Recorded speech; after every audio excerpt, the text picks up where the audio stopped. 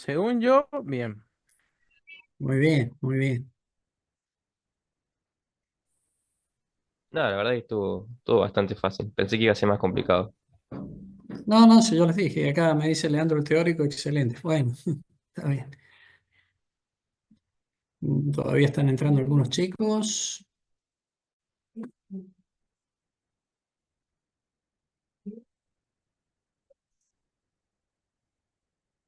Bueno, damos por comenzar la clase. Nos toca ahora la clase número 5, que la voy a estar enviando por WhatsApp enseguida cuando finalicemos el resumen del PDF.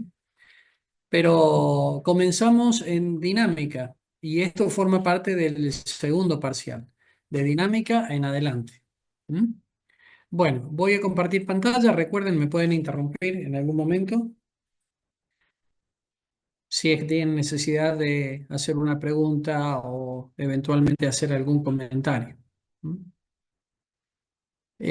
Primero les comento, allí tienen en pantalla la clase número 5, Fundamentos de Dinámica, unidad número 4 y Dinámica de la Partícula, unidad número 5. Del Serway, las páginas están marcadas, son las que estoy señalando con el cursor, ¿de acuerdo? Alcanza hasta prácticamente energía, trabajo y energía, como pueden ver en la unidad número 5, ¿sí? Y los videos de apoyo, como siempre, en mi canal de YouTube tienen los videos de apoyo para escucharme en los temas desarrollados. Entonces, vamos de lleno con lo que nos compete ver esta tarde. Estamos en la página 100 del Serway, acá estamos, leyes del movimiento. Concepto de fuerza. Bueno, en primer lugar diremos que una fuerza no se puede definir. Concretamente es eso, no se puede definir. Pero nosotros vamos a decir que una fuerza, porque de alguna manera tenemos que, mm, estoy viendo el chat. Profe, se está viendo borroso la pantalla. Sí, se ve con baja calidad. A ver, dame un segundito. Ah, acá me están diciendo, se ve mal o soy yo. Yo lo estoy viendo perfecto acá. Esperen un poquito. Vamos de nuevo. Vamos de nuevo.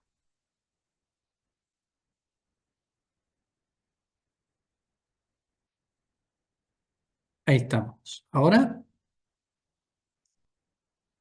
¿cómo estamos ahora? Yo lo sigo viendo igual. Ahí. Sí, se ve igual, profe, en baja calidad. Ajá. Y será un problema de configuración mío, che, porque, El internet, Intente creo. transmitir de nuevo y si no de internet puede ser. porque acá cuando pongo compartir, le estoy dando clic. A ver, voy a desactivar y activar de nuevo la optimización de compartir video, inclusive compartir sonido. Le estoy dando con plena.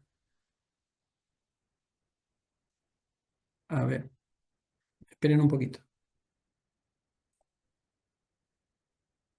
A ver ahora, ¿cómo sale? Sale igual, profe, pero cualquier Sí, cosa lo Recording in seguimos. progress. sí, de Pará. último usted lea y nosotros le seguimos la corriente Sí, porque correcto, correcto. A ver, vamos a probar esta otra opción. Ahí mejoró. no, se ve incluso peor ahí, creo. Apa. De último vaya leyendo, profe, y lo vamos siguiendo. Sí, Sí, sí, por sí, sí. supuesto. Sí, sí, por supuesto. Qué extraño, che. Qué extraño. Bueno, les decía, agarren papel y lápiz, así van viendo lo que estoy charlando en todo caso, pero están las páginas escritas en el resumen de clase. Sí, es el internet, sí, exactamente. Les decía que la fuerza no se puede definir como, con un concepto cerrado, pero ¿qué vamos a decir nosotros que es una fuerza? Es todo ente externo a un cuerpo que tiende a producir, cuando actúa sobre este cuerpo, algún tipo de cambio en el cuerpo. ¿Mm? Entonces, fuerza es todo aquel ente que tiende a producir un cambio en el estado generalmente de movimiento de un cuerpo. O sea, tomamos como referencia el movimiento. Entonces, todo ente externo a un cuerpo que tiende a cambiar el estado de movimiento de ese cuerpo lo definimos como una fuerza. Y esta definición de fuerza, actuando sobre un cuerpo, nosotros vamos a decir concretamente una masa. A eso vamos a hacer referencia cuando hablemos de un cuerpo. Esta definición de fuerza nos lleva a las tres leyes de la mecánica o tres principios de la mecánica que se conocen como leyes de Newton o principios de Newton. Como sabemos, la fuerza es una magnitud vectorial. Esto significa que requiere para ser representada, qué macana que no se ve bien. Vamos a agrandarlo un poquito a ver qué pasa. Requiere para ser representada un vector y como tal el vector tiene punto de aplicación, dirección, sentido y la intensidad o módulo. O sea que la fuerza, al ser un vector, un ente vectorial, es justamente un ente mucho más complejo que el número, porque el número en sí mismo expresa una cantidad y con agregarle la unidad es suficiente. Por ejemplo, si hablamos de fuerza, colocar la unidad y la cantidad, por ejemplo, 9 gramos. 9 es la cantidad, gramos es la unidad de la fuerza, pero ¿qué estamos haciendo referencia nosotros acá? Al módulo de la fuerza. ¿Mm? Entonces, la fuerza requiere, además del módulo, requiere dónde está aplicada, el punto de aplicación, porque según sea el punto donde yo aplique la fuerza, el efecto va a ser diferente. Requiere también en qué sentido, porque puede ser una fuerza que traccione un cuerpo o una fuerza que lo comprima y qué dirección. O sea, tiene que sí o sí ser representada por un vector que es un ente matemático más complejo que la cantidad escalar. Un ejemplo de cantidad escalar, el tiempo. Por ejemplo, yo digo 9 horas. Doy la cantidad, 9, tengo que expresar la unidad, porque si no, no sé a qué digamos, a qué cantidad de esa magnitud tiempo me estoy refiriendo. Si yo digo 9, pero no expreso la unidad haciendo referencia al tiempo, es ambiguo. Entonces digo 9 días o 9 horas o 9 microsegundos. Entonces la cantidad escalar tiempo requiere una cantidad, el número, el cuánto, la intensidad, el módulo, ¿sí? Y la unidad para ubicarme bien y que quede la magnitud física tiempo totalmente definida, una magnitud escalar. Pero con las fuerzas nos pasa eso. Por ejemplo, si yo digo, retomando el ejemplo de recién, 9 gramos fuerza. ¿Mm? Cuando yo utilizo gramos, estoy haciendo referencia a un sistema que no es el internacional, es el sistema CGS, y el valor 9 hace referencia al módulo de la fuerza, pero nada estoy diciendo en qué sentido, en qué dirección, ni en qué punto de aplicación estoy aplicando la fuerza. Entonces recuerden, en el caso de las fuerzas es una magnitud escalar que requiere esos cuatro componentes de definición. La primera ley de Newton expresa que cuando sobre un cuerpo actúa una fuerza, lo que dije recién, esta fuerza tiende a cambiar el estado del movimiento del cuerpo. Entonces, la primera ley de Newton se podría enunciar de la siguiente manera. Escuchen, todo cuerpo permanece, lo digo despacio para que vayan razonando la definición. Empiezo de nuevo. Todo cuerpo permanece en el estado de movimiento rectilíneo y uniforme en que se encuentra,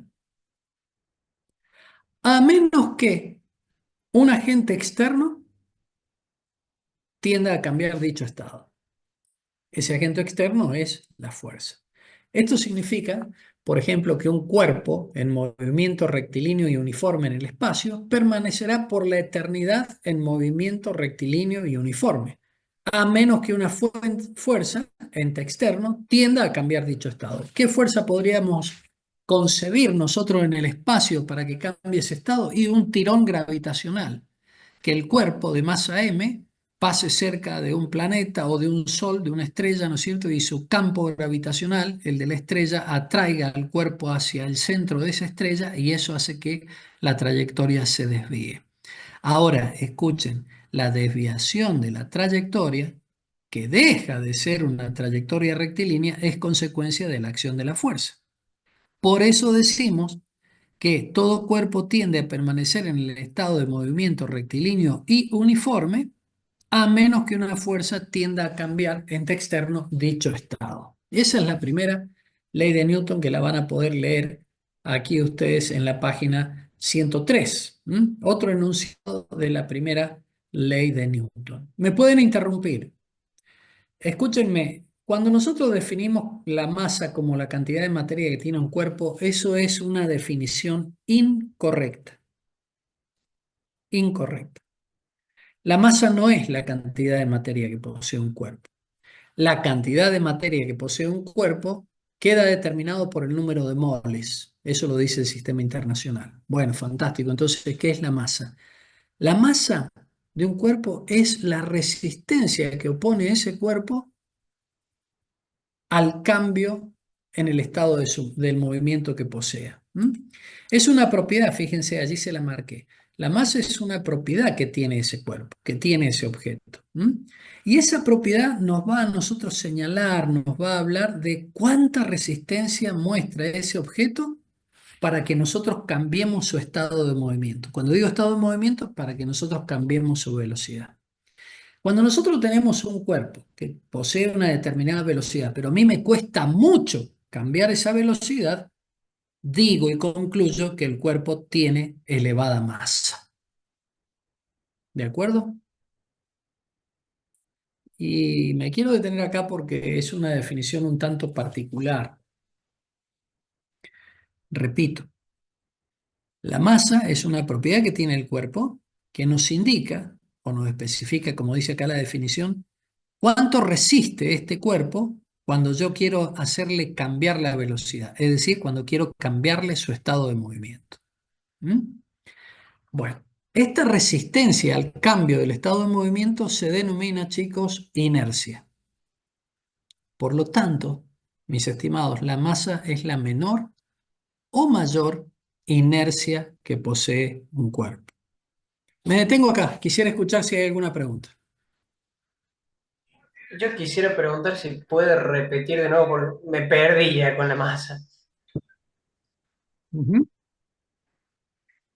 Te repito, la masa es la menor o mayor inercia que posee un cuerpo.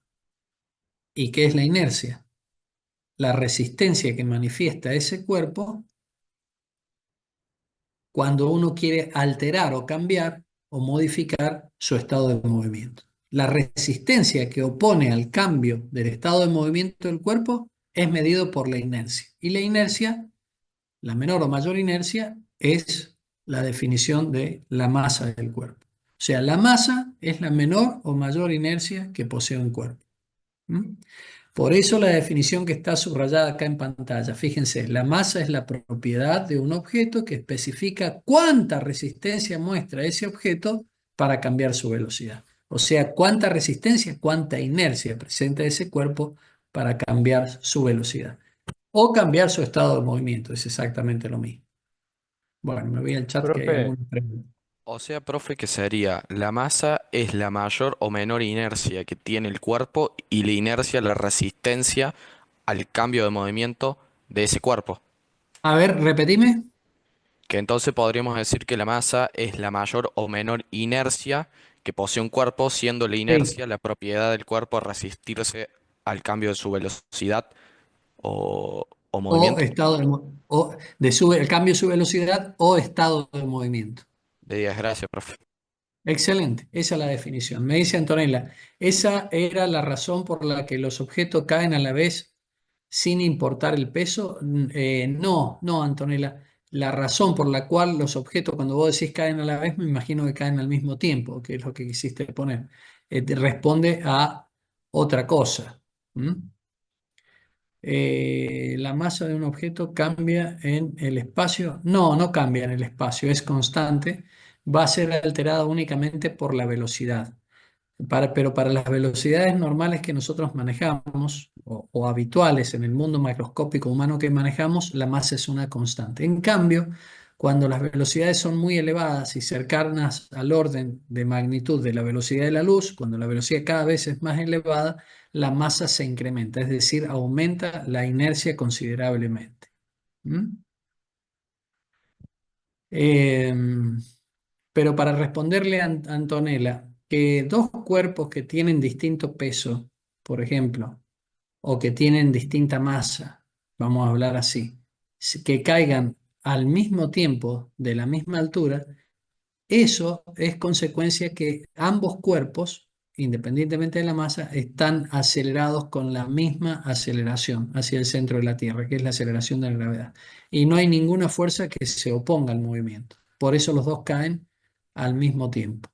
Y hay un experimento, un video que lo pueden ver en YouTube que muestra lo que acabo de decir. Segunda ley de Newton. Miren, voy a usar la fórmula que está en pantalla, que dice que la aceleración es proporcional a la sumatoria de fuerzas dividido la masa. Esa es la segunda ley de Newton expresada en términos matemáticos. Pero, ¿qué dice esta fórmula? Cuando sobre un cuerpo actúan muchas fuerzas, es decir, sobre un cuerpo actúa un sistema de fuerzas, cada fuerza tiende a producirle su propia aceleración independiente. O sea, la fuerza 1 tiende a producir una aceleración a sub 1.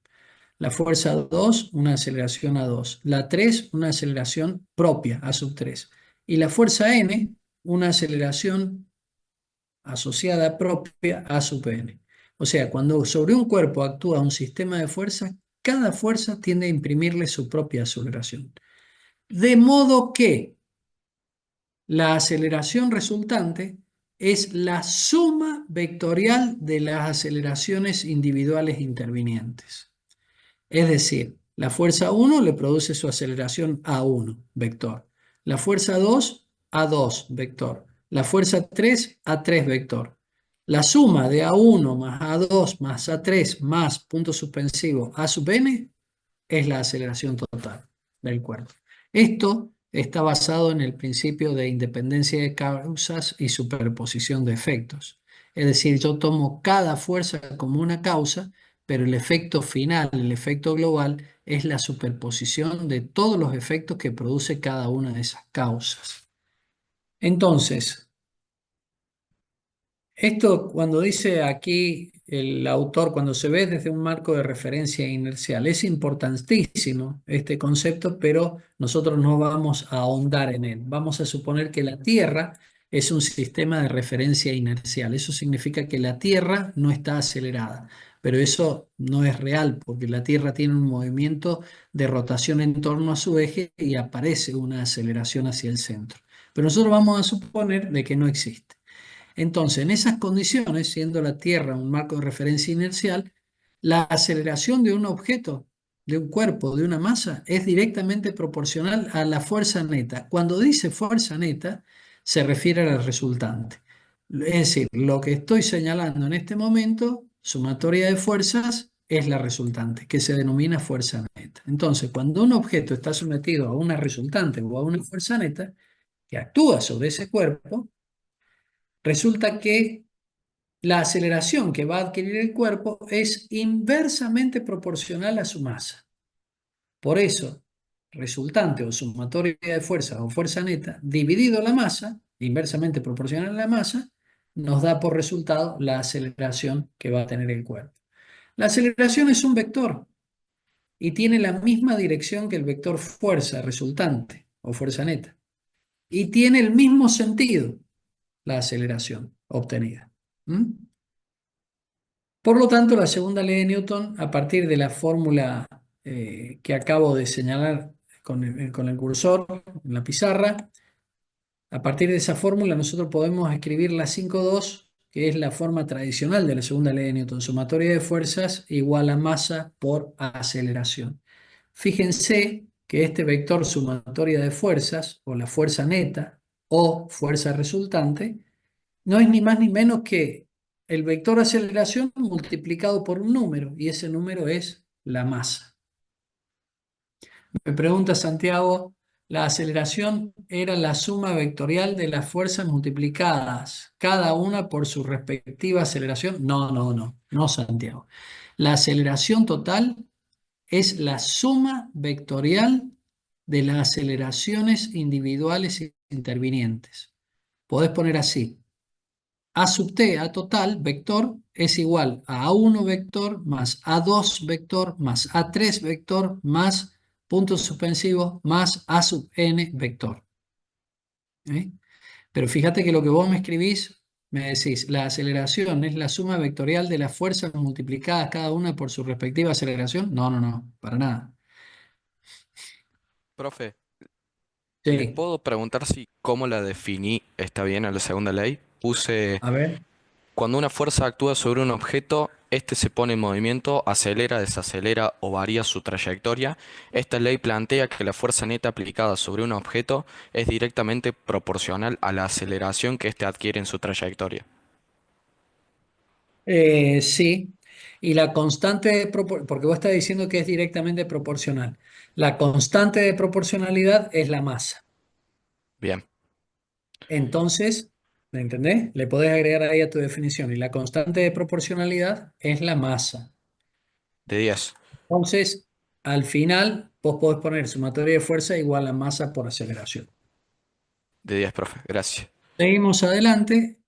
En la fórmula 5.4 o expresión 5.4 nos dice que las fuerzas en el sistema internacional se van a medir en Newton, tiene por unidad el Newton, y el Newton es una masa de 1 kilogramo acelerada a la razón de 1 metro sobre segundo al cuadrado. Es decir que la unidad kilogramos metros sobre segundo al cuadrado recibe el nombre de Newton y es la que vamos a utilizar nosotros en nuestros desarrollos. La unidad inglesa para la fuerza es la libra, ¿m? Que es una masa de un slug y la aceleración es 1 pie sobre segundo al cuadrado. Pero esa unidad nosotros no la utilizamos. Ahora, una aproximación conveniente nos dice aquí que un newton es aproximadamente igual a 0,25 libras. ¿M? O sea que un newton equivale a prácticamente el cuarto de una libra. O dicho en otros términos, una libra es igual a aproximadamente 4 newton. ¿Mm? Bueno,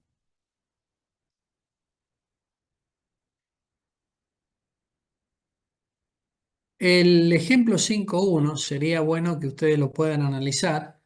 Son muy parecidos a los que hicieron en el cursillo de ingreso. El ejemplo 5.1 que está representado en la figura 5.4 son ejercicios muy similares a los que hicieron en el cursillo de ingreso. Cuando ustedes vean cómo está desarrollado aquí, van a ver que es exactamente de la misma manera que hicieron en el cursillo de ingreso. Bueno, fuerza gravitacional y peso. ¿Qué es el peso? Es la fuerza con que la Tierra atrae a un cuerpo, es decir, a una masa, hacia su centro. ¿Mm? Entonces, esa fuerza denominada peso es igual al producto de la masa por la aceleración, pero no cualquier aceleración, la aceleración de la gravedad, es decir, la aceleración con que atrae la Tierra los objetos hacia su centro. Suponemos, en este caso, de que no hay atmósfera.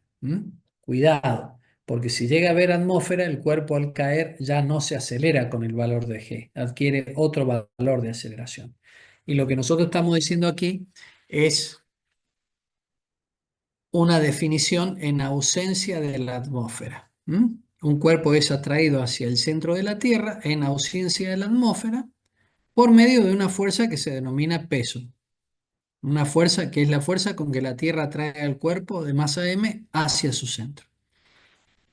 Si el cuerpo está libre de moverse, en su movimiento el cuerpo adquirirá una aceleración. Y esa aceleración es la de la gravedad, 9,81 metros sobre segundos al cuadrado. Por eso, el peso se calcula masa por aceleración de la gravedad g.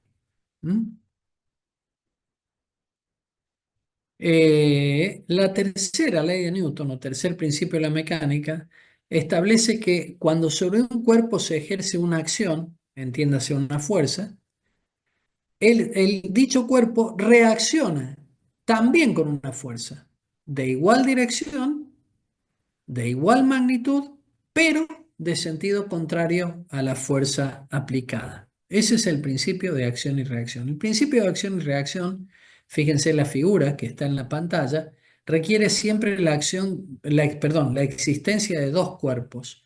El cuerpo número uno que estoy señalando y el cuerpo número dos.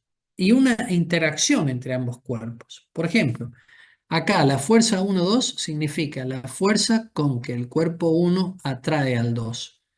En cambio aquí dice fuerza 2-1, a la inversa de 1-2. ¿Qué significa F2-1? La fuerza con que el cuerpo 2 atrae hacia su centro al cuerpo 1. Pero lo importante es que ambas fuerzas tienen el mismo módulo, tienen la misma dirección y sentido contrario. Ahora, ¿cómo señalo que tiene sentido contrario? Con el signo menos que estamos colocando aquí arriba. Fíjense, dice F12 es igual a menos F21. Ese signo menos hace referencia al que el sentido de las fuerzas, en el principio de acción y reacción, son contrarios los sentidos. Vamos al chat. La aceleración es la suma victoriana de la fuerza. Ya lo respondí. ¿Puede decir de vuelta la definición de la tercera ley? Sí, cómo no, la digo la definición. Cuando un cuerpo ejerce una acción sobre otro cuerpo, el segundo reacciona con una fuerza de igual magnitud, de igual dirección y sentido contrario. No entiendo. Amor. O sea que lo que estoy Alguien tiene el definiendo, micrófono abierto. lo que Solamente estoy definiendo es lo que dice o lo que expresa gráficamente la figura 5,5. ¿Mm?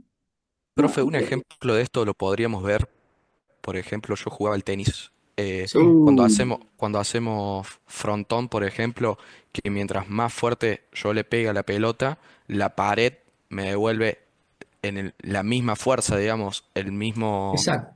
la misma fuerza con la pelota, por así decirlo, pero en Exacto. sentido contrario. Totalmente. Cuando la pelota viaja hacia la pared, la pelota impacta la pared con una determinada fuerza, ¿verdad? Bueno, Exacto. esta es la acción. La acción es la que ejerce la pelota sobre la pared. Esa es la acción. Pero el tercer principio de la mecánica dice, inmediatamente la pared reacciona con una fuerza exactamente igual que la fuerza que le hizo la pelota, de la misma magnitud, en la misma dirección, pero con sentido contrario. De 10. Por eso, la tercera ley de Newton exige la existencia de dos cuerpos. No se puede pensar en la tercera ley de Newton en un solo cuerpo. En el ejemplo que vos citaste, exige la existencia de la pared y también la existencia de la pelota. Entonces, cuando la pelota acciona sobre la pared, cuando digo acciona, significa le hace una fuerza, la pared reacciona. Reacciona significa le ejerce una fuerza. ¿A quién? A la pelota. Pero ambas fuerzas, la fuerza activa de la pelota sobre la pared y la fuerza reactiva de la pared sobre la pelota, ambas fuerzas tienen la misma intensidad, el mismo módulo, la misma dirección, pero sentido contrario. ¿Se entendió? Sí, profe, se entendió, gracias. Bueno, veamos el ejemplo que tenemos acá a la derecha, un martillo golpeando un clavo. Cuando el martillo golpea e impacta en el clavo, ejerce una fuerza. Vamos a poner un número cualquiera para que ustedes me comprendan. El martillo al golpear el clavo ejerce una fuerza, por ejemplo, instantáneamente de 1000 Newton. Bueno, inmediatamente el clavo hace una fuerza de 1000 Newton sobre el martillo, pero con sentido contrario. Bueno, Nicolás dice, cuando dos autos chocan. Bueno, cuando chocan también se produce el principio de acción y reacción, pero entran en juego también otras leyes que las vamos a ver un poquito más adelante. Pero el ejemplo es válido. Cuando un vehículo ejerce una acción sobre otro, el otro reacciona, es decir, una fuerza con la misma intensidad, la misma dirección, pero con sentido contrario.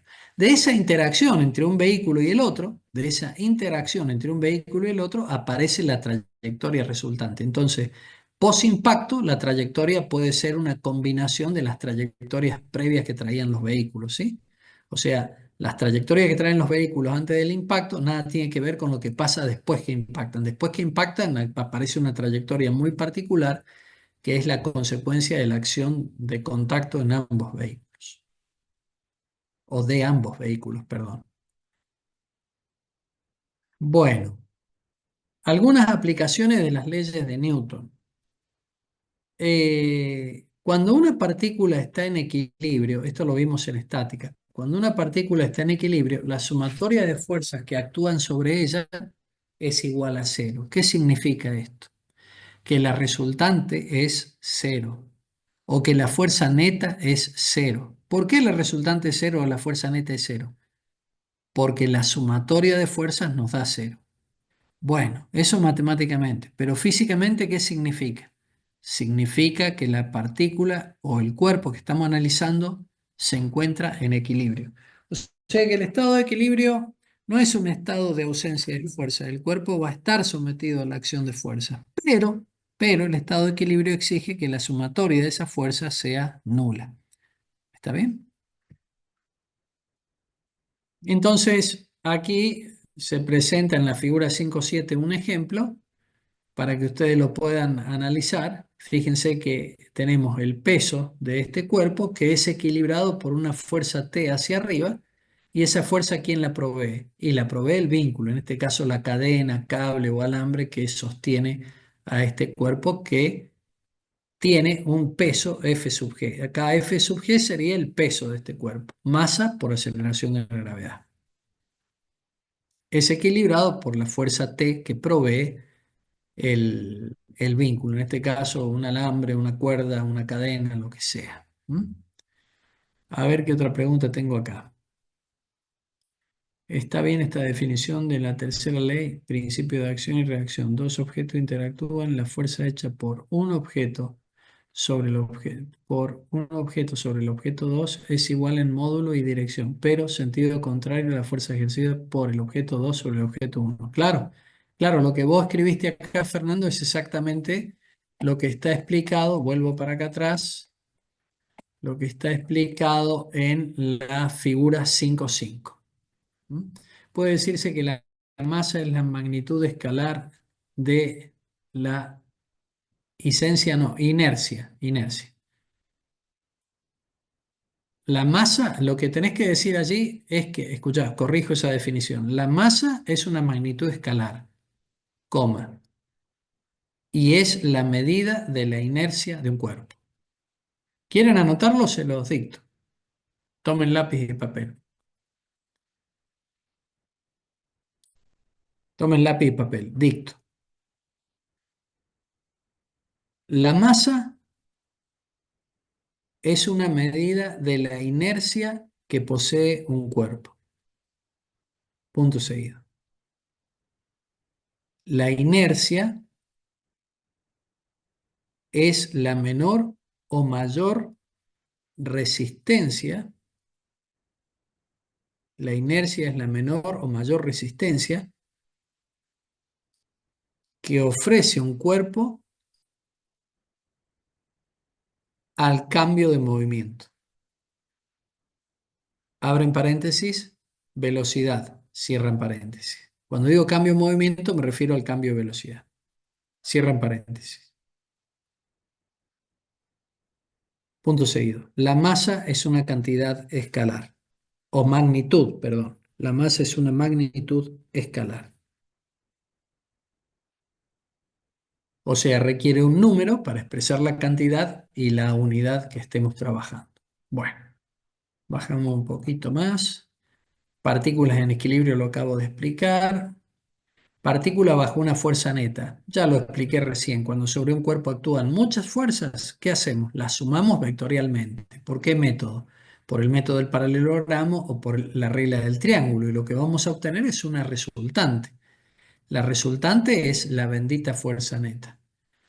Bueno, pero ¿y qué significa esta resultante? Bueno, es una sola fuerza que las representa todas. En lugar de yo estar pensando en las 100 fuerzas que actúan, me quedo con la resultante.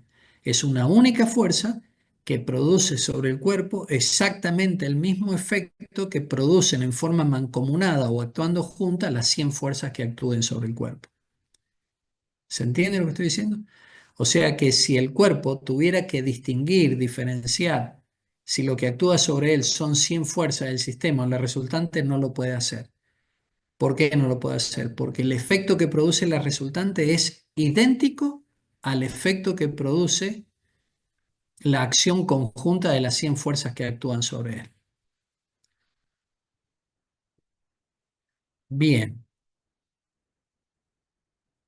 Los ejemplos que aparecen acá en el desarrollo de este tema me gustaría que los puedan ver, puedan aparecer en el parcial, ¿sí? Tengan cuidado con eso. Este ejercicio, por ejemplo, del ascensor, ¿eh? Es un ejercicio típico de parcial. Me gustaría que lo miren, que lo analicen porque es típico de parcial. Es más parecido en finales también. Nada más que, miren, este ejercicio del ascensor aparece como lo ven acá en el ejemplo 5.9. Este tema es importante, anótenlo. La máquina de Atwood, que sería la figura 5.14 desarrollada. Máquina, se los pongo ahí en pantalla. Máquina de Atwood. A-T-W-O-O-D. A-T-W-O-O-D. Atwood. Es esta. ¿Mm? Una masa M1 vinculada por una cuerda a través de una polea con una masa M2. Como M2 es de mayor cuantía que la masa M1, arrastra a la masa M1. Entonces, mientras la masa M2 desciende, la masa M1 está en movimiento ascendente. Entonces, este ejercicio es típico de parcial o de examen final. Fíjense que la masa M1 tiene su propio peso, M1 por G, la masa 2 su propio peso, M2 por G, y M1 por G, peso 1, y M2 por G, peso 2 son los dos vectores que están mostrando la figura 514b. Noten lo siguiente, el vector de peso del cuerpo 2 tiene mayor longitud, mayor módulo que el vector peso 1. Como el peso 2 es mayor que el peso 1, la masa 2 arrastra a la masa 1 hacia arriba. O sea, la masa 2 desciende y la masa 1 está en movimiento ascendente. Pero noten esta particularidad. La fuerza T que actúa sobre la masa 2 y la fuerza T que actúa sobre la masa 1 tienen ambas el mismo módulo. Entonces, el desarrollo de la máquina de Atwood lo que permite conocer es, fíjense, cuánto vale la aceleración vertical, le llaman A sub i porque consideran que el eje y es vertical y el eje x horizontal, y cuánto vale la tensión que actúa sobre las cuerdas. A mí no me gusta llamarle tensión porque la tensión es otra cosa. ¿Cuánto vale la fuerza T que actúa sobre los dos ramales de la fuerza? Ramal izquierdo y ramal derecho. Pero una cosa es importante. La cuerda es una sola. Por lo tanto, una cuerda no puede tener fuerzas diferentes. Tiene que ser la misma fuerza que actúa a la izquierda que la que actúa a la derecha. Esto es así porque la polea es una polea sin fricción, no hay no hay rozamiento. Entonces, la única función de la polea es cambiar la dirección de la fuerza, nada más. Véanlo, por favor, este ejemplo, volvemos, el ejemplo, anótenlo, el ejemplo 5.9, muy importante de analizar. Típico, típico, pero muy típico de parcial, por favor. ¿Mm? Miren qué información me da la fórmula número 3 o la fórmula obtenida en el paso 3. Fíjense, si la masa 2 es igual a la masa 1, el numerador es 0. Al ser 0, me queda 0. Por G es 0, la aceleración en I vale 0. Ahora, noten esto. Si la aceleración en I vale 0, ¿puedo yo concluir que los cuerpos no se mueven? Les pregunto antes de terminar a ustedes, al curso. ¿Puedo concluir que no se mueven? Sí, se puede concluir que no se mueve porque no hay movimiento horizontal. No, no, vertical. Acordate que la aceleración en I es según el eje vertical. Está bien, vos podés, a ver, si no hay aceleración en I, vos decís, no se mueven. Tené cuidado con eso, porque No hay está cambio en bien. la velocidad del movimiento. Puede que no se muevan, pero escucha esto. Pero si se están moviendo, como dijo el compañero, no hay cambio en la velocidad. ¿En qué cosa de la velocidad? En el módulo de la velocidad. ¿Qué significa? La partícula 1 va subiendo lógicamente hacia arriba, va subiendo hacia arriba a 3 metros por segundo. Y la partícula 2 está bajando o descendiendo a la misma velocidad, 3 metros sobre segundos. No hay cambio en los módulos de la velocidad. Y por eso decimos que o están quietos, ambas masas están en equilibrio. Y si se están moviendo con velocidad constante, primera ley de Newton, están en equilibrio. ¿Y la aceleración cuánto vale? Cero. Guarda con este ejercicio. Me voy al chat a ver qué me dice.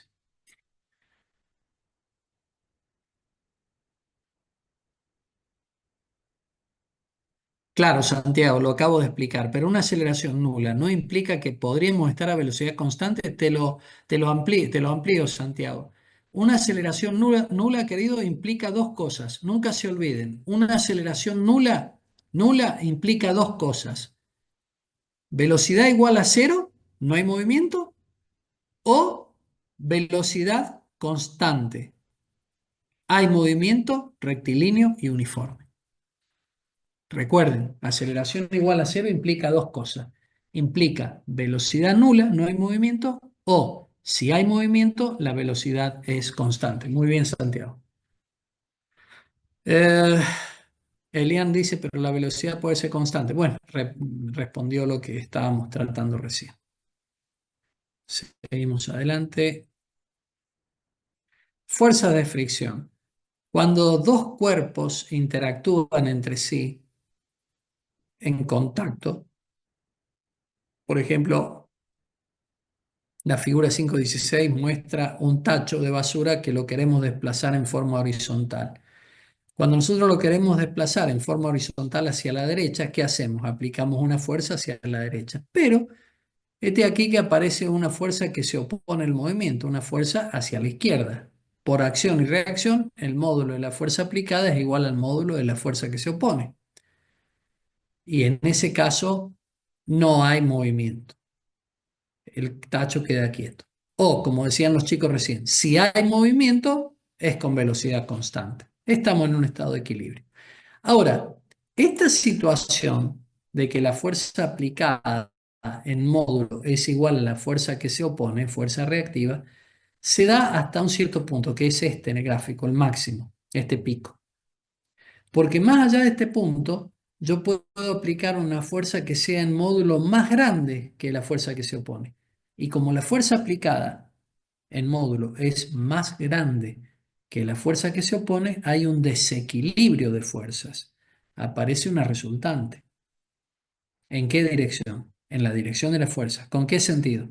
Con el sentido de la fuerza de mayor módulo. Esa fuerza resultante, ¿qué hace por la segunda ley de Newton? Si hay fuerza neta, me decía la segunda ley de Newton, esa fuerza neta es igual a m por a. M es la masa del tarro de basura. ¿Qué significa? El tarro de basura se va a acelerar con una aceleración a. ¿Cómo la calculo la aceleración? El módulo de la fuerza neta dividido la masa me va a dar por resultado el módulo del vector aceleración. ¿Se entendió? La fuerza de roce depende de la rugosidad superficial de ambos cuerpos, en este caso de la rugosidad superficial del piso y de la rugosidad superficial de la base del tacho. Por más que nosotros pulamos el piso o pulamos el tacho, siempre ambas superficies quedan como dentadas, irregulares, con pequeños valles y crestas que se superponen entre sí, tratan como de engranarse, de encastrarse, y esos sucesivos engranes o encastres, perdón, son los que dan origen a la oposición al movimiento, que la oposición del movimiento es una fuerza se dice antagónica. ¿Por qué se dice fuerza antagónica? Porque se opone al movimiento. Acá me pregunta un compañero, Nicolás, una pregunta, profe. Cuando tenemos que entregar el trabajo práctico de errores, pregunto porque habíamos quedado que después del examen lo hablamos. Bueno, tómense hasta el miércoles que viene, ¿sí? Ya me están llegando muchos trabajos prácticos por correo. Traten de ya completarlo para el martes que viene, por favor. Seguimos adelante un poquito más, ya para ir cerrando, vamos a ver qué nos queda. Nos queda nos queda lo siguiente.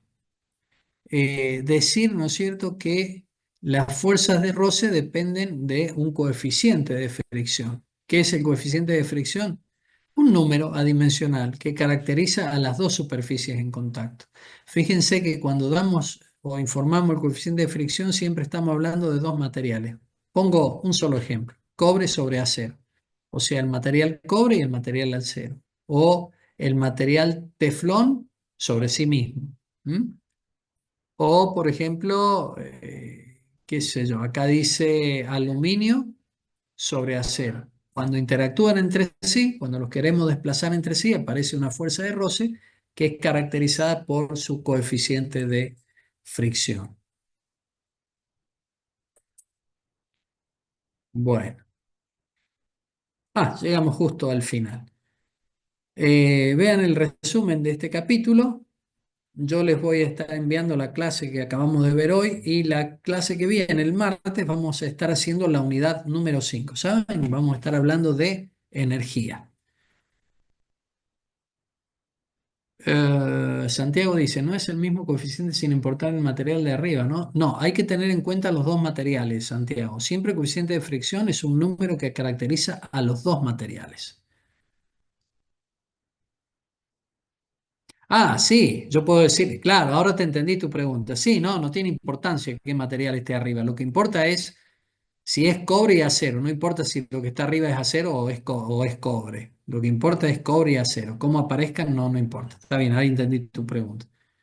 El valor de coeficiente de fricción por cada material es consistente en todos los cuerpos que comparten material. No entiendo esa pregunta bien.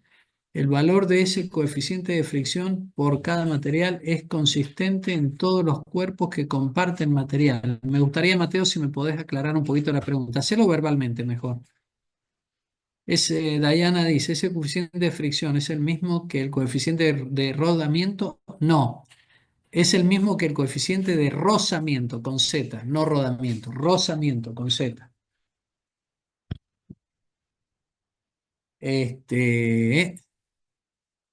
¿Cómo determinan la fuerza de fricción? ¿Masa por el coeficiente de fricción? No, Juliano, se determina fuerza normal por coeficiente de fricción. Y a veces la fuerza normal es igual al peso, pero digo a veces, no todas las veces. Hay algunos casos donde la fuerza normal no es igual al peso. Quiero comentarles algo. Permítanme un poquito, ya nos vamos. Déjenme un poquito ver acá en los videos. Hay un video mío, anoten esto por favor, hay un video en mi canal, no está puesto acá, porque acá dice clase en vivo de dinámica, clase en vivo de dinámica introducción 1, clase en vivo trabajo y energía, trabajo efectuado por una fuerza variable. Hay un video mío en el canal que habla de fuerza de rozamiento. Por favor, chicos, traten de verlo, porque ahí en ese video yo hago el cálculo de la fuerza de rozamiento, que es lo que me pregunta Juliano, cómo se determina esa fuerza de fricción.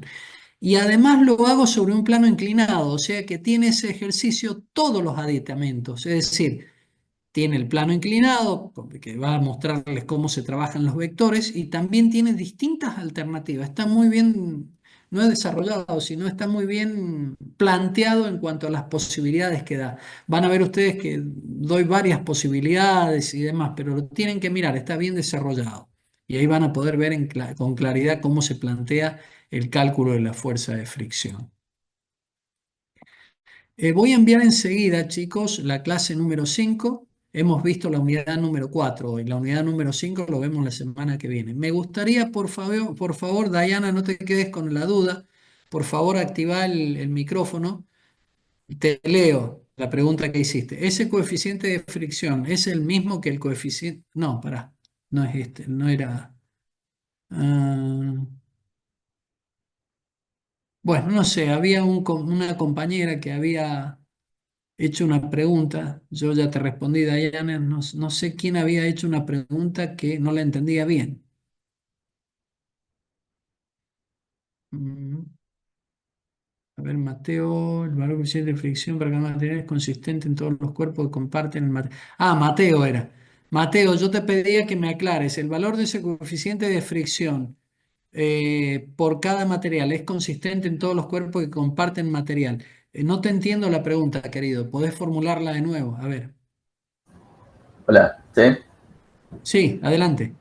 Lo que quise preguntar era si dos cuerpos que compartan un material, cuando actúen en su propio sistema, digamos, los dos se van a comportar de la misma forma que se expresa en el coeficiente de ese rozamiento. No sé si me Ajá. explico. Más o menos, te voy a dar una respuesta y decime si es válida. Vos me estás diciendo, por ejemplo, si yo tengo un bloque de acero y un piso de acero, si van a tener el mismo coeficiente de fricción. Sí, es el coeficiente de fricción de acero sobre acero. Por eso, fíjate que en la tabla, vamos a volver un poquito, dame un segundo, en la tabla, acá tenés, mira, vamos a buscar metal sobre metal. A ver si tengo acero. Acá está, acero sobre acero, el número 2. Acero sobre acero tiene un coeficiente de fricción de 0,74. ¿M? Es el mismo para los dos, el mismo material y tiene su coeficiente de fricción, se determina experimentalmente. ¿Te respondí? Sí, sí, gracias. Perfecto. Profe, Bueno, una pregunta que me surgió ahora, disculpe que lo corte. ¿Por qué dice 0,74 en una de las columnas y 0,57 en la otra columna? porque, muy buena pregunta, porque el mu sub S, la letra S, subíndice S, lo agrandé acá, el mu sub S viene de static, de estático, coeficiente de fricción cuando está quieto. Y el K viene de kinetic, en Cin- movimiento. cinético. Claro, ¿qué te dice esto? Que cuando dos cuerpos están quietitos y yo quiero desplazar uno con respecto al otro, aparece una fuerza de rozamiento de determinada magnitud. Pero una vez que se ponen en movimiento, cuesta menos mantener el movimiento. O sea, el coeficiente de roce, cuando ya están en movimiento, cae a un valor más chiquito. ¿Te das cuenta? Ah, bien, sí, Y profe. eso, y eso se observa experimentalmente. Vos me vas a decir, che, ¿y por qué es eso? La verdad que no sabemos, es así, lo observamos experimentalmente. Hay muchas cosas en la física, chicos, que nosotros les puedo asegurar no sabemos. Es más, le diría yo, en física hay más cosas que no sabemos que las que sabemos. O sea, tenemos certezas de muchas cosas, pero las preguntas son muchas cosas elevado al cuadrado, digamos. A ver, voy a hacer un zoom a la gráfica.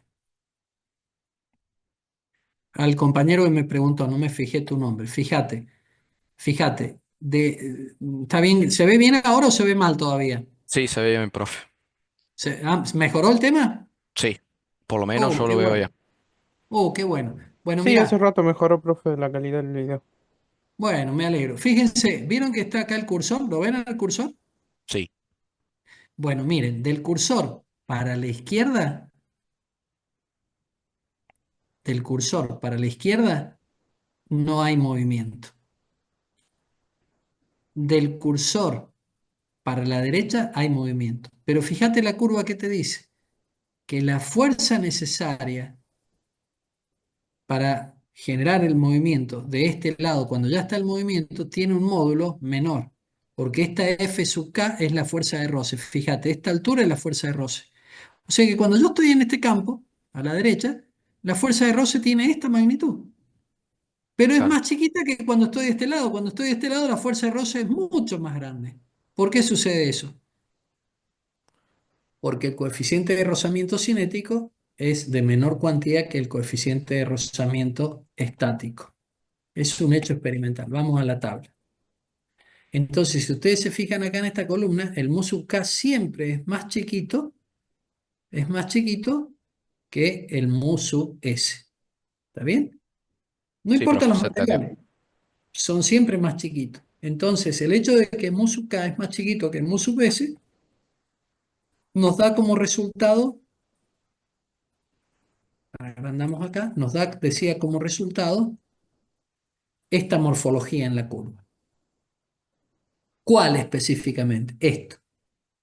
Esta altura, fuerza de roce cuando se mueve, miren el cursor, fuerza de roce cuando ya está en movimiento, es menor a esta fuerza de roce última, digamos, antes que se produzca el movimiento.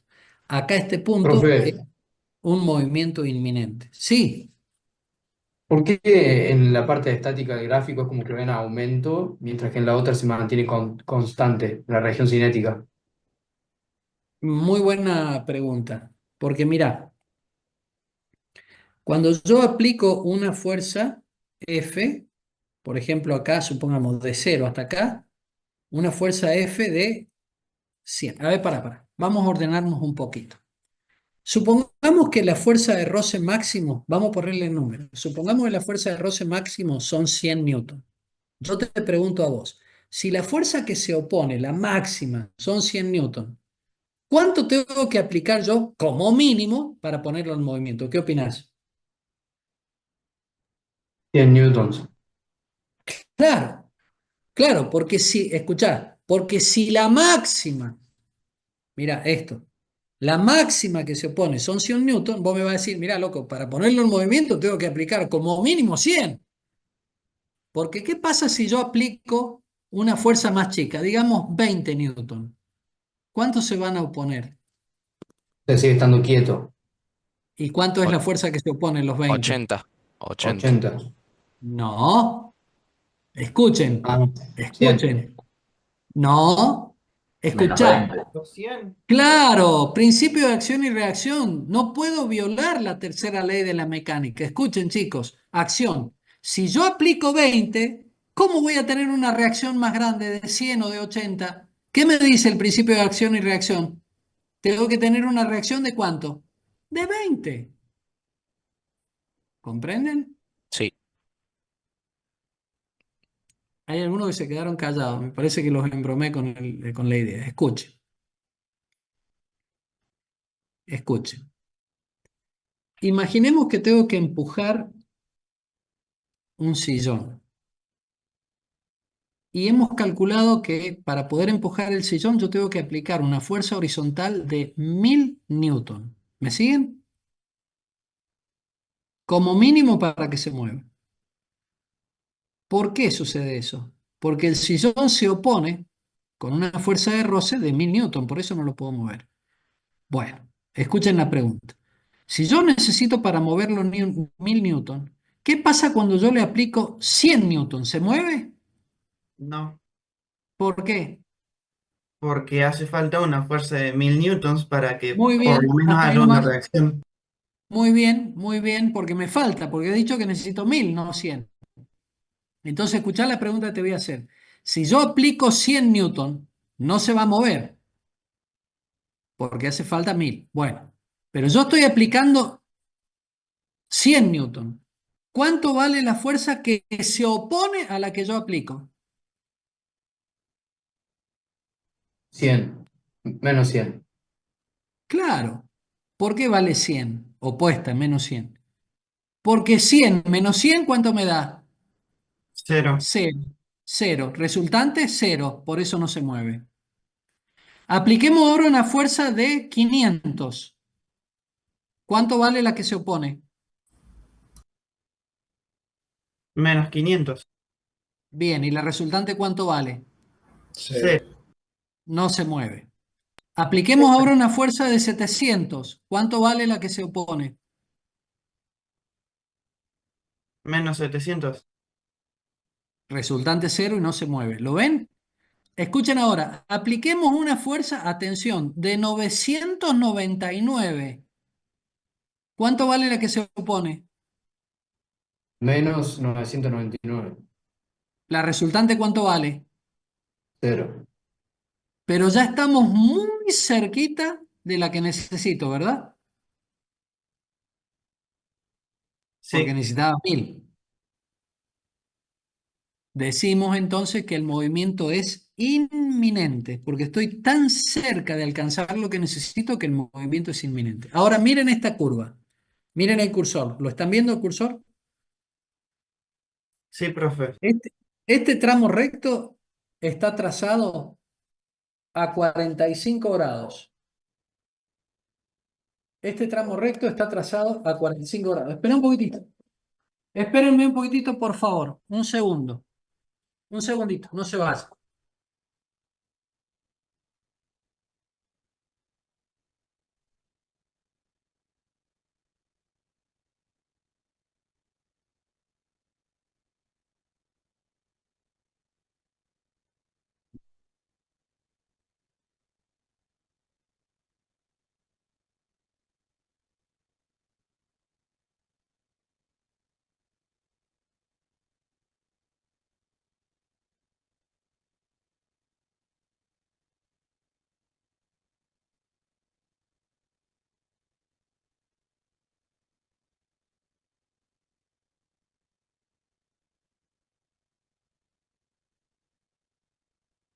Perdón, acá estoy de nuevo. Les decía, fíjense, este tramo recto es un segmento a 45 grados. ¿Saben por qué a 45 grados? Porque fíjense, la fuerza aplicada siempre es igual a la fuerza que se opone, a la fuerza reactiva, en módulo. La misma dirección, el mismo módulo, a eso me refiero como igual, pero sentido contrario. Entonces nosotros decíamos recién, aplico 100, se opone 100. Aplico 200, se opone una fuerza con un módulo de 200.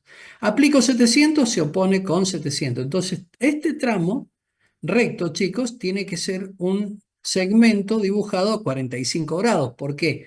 Porque el módulo de la fuerza aplicada tiene que ser igual al módulo de la fuerza antagónica, es decir, la fuerza que se opone. Pero esto no es por siempre así. Cuando se alcanza la fuerza de rozamiento máxima, la fuerza aplicada es igual a la fuerza de rozamiento máxima, y aún allí, en ese punto, el movimiento es inminente. Inminente significa de que el movimiento prácticamente ya se produce. Por eso, este segmento, fíjense, entre 0 y esta recta vertical de trazos se denomina región estática, le llama el libro. Es una región de equilibrio, por eso le llama región estática, una región de no movimiento. Pero cuando yo aplico, por ejemplo, citando y trayendo de nuevo el ejemplo que habíamos tomado, una fuerza ya de 1100 newton, la fuerza aplicada, 1100 newton módulo, la fuerza reactiva es 1000. Ahora, la fuerza aplicada es 1100, pero la fuerza que se opone, la antagónica, es 1000. La diferencia son 100 newton netos. Hay una fuerza resultante. Por lo tanto, se rompe ese estado de equilibrio, ese estado de no movimiento, y el cuerpo comienza a moverse y lo hace con movimiento acelerado. Lo que se observa experimentalmente es que el coeficiente de fricción que aparece ahora cuando ya el movimiento se ha establecido es menor en todos los casos al coeficiente de roce cuando el cuerpo está quieto uno con respecto al otro, es decir, cuando no hay movimiento. La conclusión es que el coeficiente de rozamiento cinético, el mu sub k, siempre es un número más chico que el coeficiente de roce estático, el mu sub s. Bueno, ¿lo entendieron ahora, chicos? Sí, profe, se entendió. Ok, me alegro mucho. Bueno, vamos a cortar la clase aquí. Yo estoy enviando por WhatsApp el resumen de esta unidad número 4 y queda pendiente la número 5 para la próxima semana. Les mando un abrazo, un saludo, pasen bien y nos estamos viendo.